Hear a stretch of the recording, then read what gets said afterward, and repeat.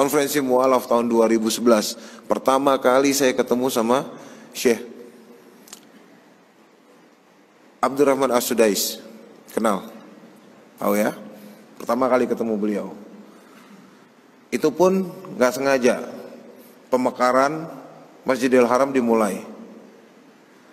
Saya bolak-balik sholat gitu kan. Umroh ke, ya gak tahu, lupa ya, sekitar awal tahun. Masih dingin soalnya.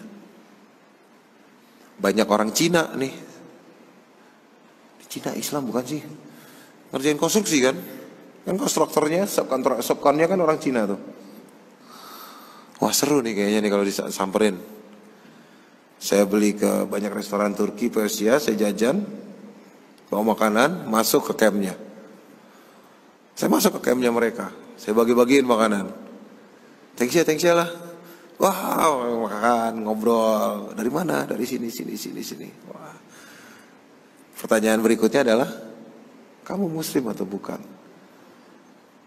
Ayolah. Hah? Ada di Masjidil Haram non muslim. Bayangin. Di Masjidil Haram non muslim lagi ngerjain konstruksi perluasan Masjidil Haram. Nggak boleh kan? Ada Pak.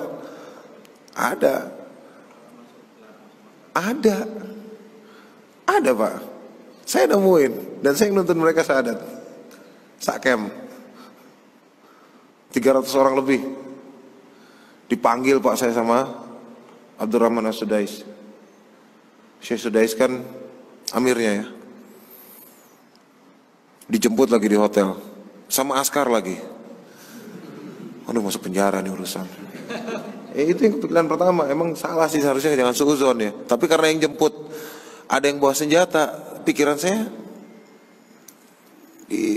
di sel. Karena ada beberapa orang yang salah gerak sedikit kan di situ masuk sel. Aduh, masuk penjara nih. Alamat nggak pulang nih, lama nih. Udah jalan jelek aja pokoknya di jalan. Lama lagi baru nyampe.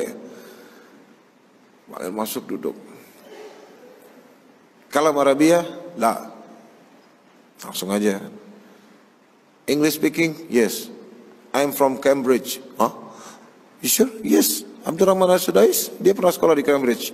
Dia bahasa Inggrisnya, silakan diadu.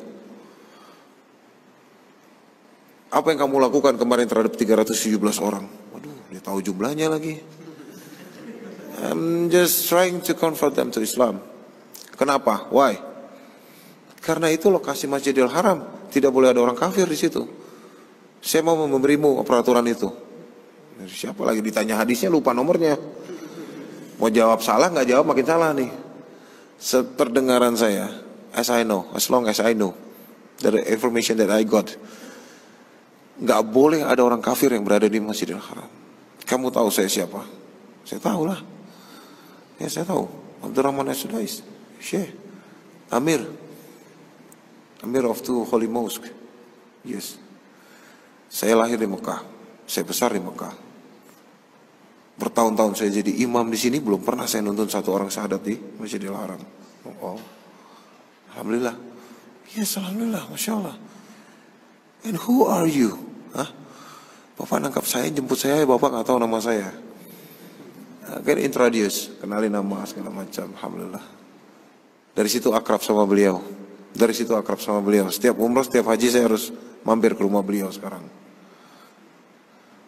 Dan makan satu loyang yang sama yang masya Allah, sambil ketawa-ketawa itu. Sampai hari ini masya Allah. Dan dia bilang apa yang bisa membuat kamu mudah mengambil mereka? Saya bilang karena mereka kafir. Mereka cuma tidak kenal Islam. Kita kenalin Islam, mereka anggap itu baik. Lihat ya, orang Cina itu rata-rata ateis. Agamanya itu bisa Buddha, dia pai-pai setiap pagi. Nanti Christmas Pak, dia pakai topi Santa Pak. Disuruh pakai kalung salib, dipakai Pak. Dia nggak peduli. Serius. Ini orang Cina mainland ya, Cina daratan. Mereka nggak ada tujuan kristenisasi segala macam. Mereka nggak peduli gitu loh. Mereka ditatengin misionaris suruh pakai kalung salib, dipakai sama dia. Suruh pakai topi Santa, ya dipakai. Suruh datang gereja, ya datang. Suruh itu nanti tanyain ke dia, terus ngapain kamu di gereja? Nyanyi-nyanyi loh. Sukalah dia. happy kan. Malam minggunya sisa mabok, minggunya diajak nyanyi. Jadi ya mereka oke aja. Ya kan mereka terbiasa tiap malam tuh minum dan segala macam kan. Pak diajak nyanyi aja. Dan mereka nggak punya agama, jadi lebih gampang. Aku sampaikan itu ke Pak Sudais. Ya Pak Sudais, saya panggil dia Pak, lucu juga. Ya, Syekh Sudais tahu itu. Dan akhirnya dia bilang, ternyata memang lebih gampang mengajak orang yang belum Islam ke Islam. Dan bahkan saya boleh bilang lebih gampang ngajak orang hijrah. Orang yang tatoan Pak, kanan kiri luar dalam, lidah aja mungkin kalau bisa ditato sama dia Pak. Itu tindik itu udah di sini Pak. Itu jadi kalau habis makan yang ditusuk gigi di dalam gusinya tuh. Tindik di sini, bayangin. Tindik di mata, tindik di mana-mana. Ajak hijrah dilepas semua, sholat.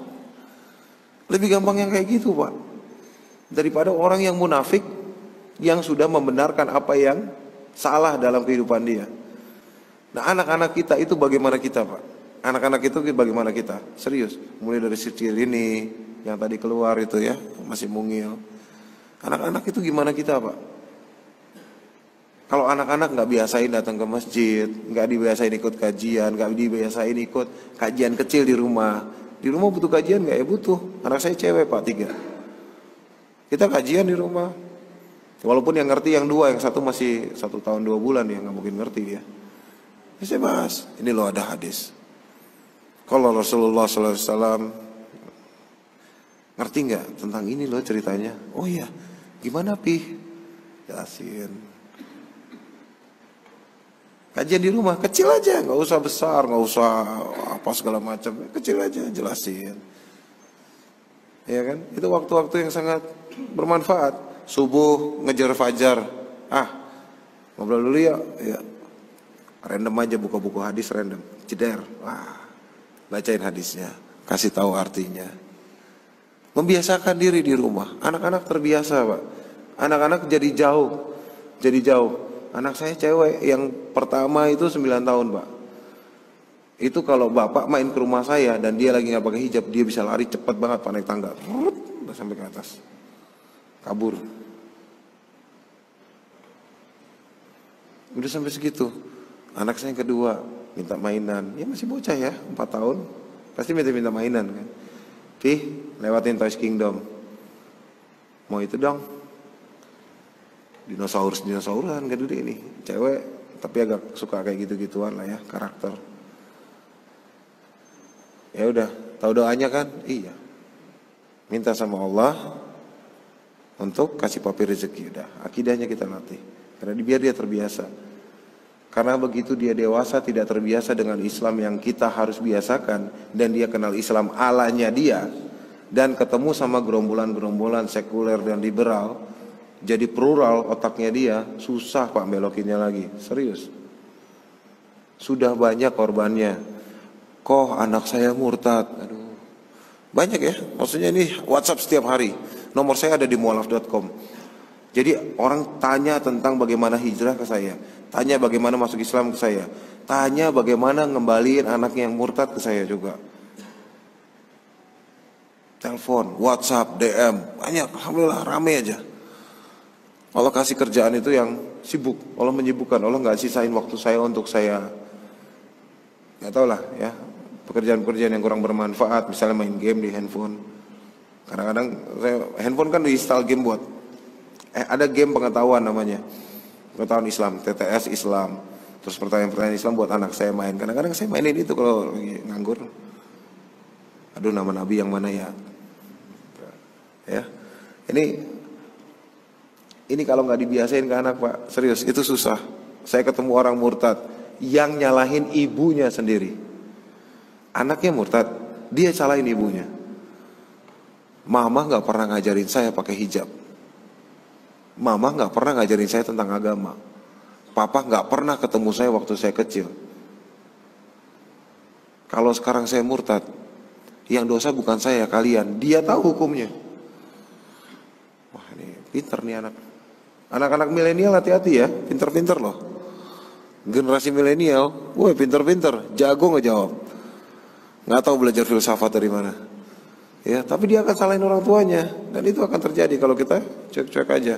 Ajak-ajak anak ke kajian, cari kajian di sini kan banyak. Ajak ke kajian di rumah, maghrib ke isya kajian di rumah, habis subuh isi kajian di rumah, ajak ngobrol tentang agama. Jangan bosan, jangan sampai nanti nyesel pada saat anaknya murtad.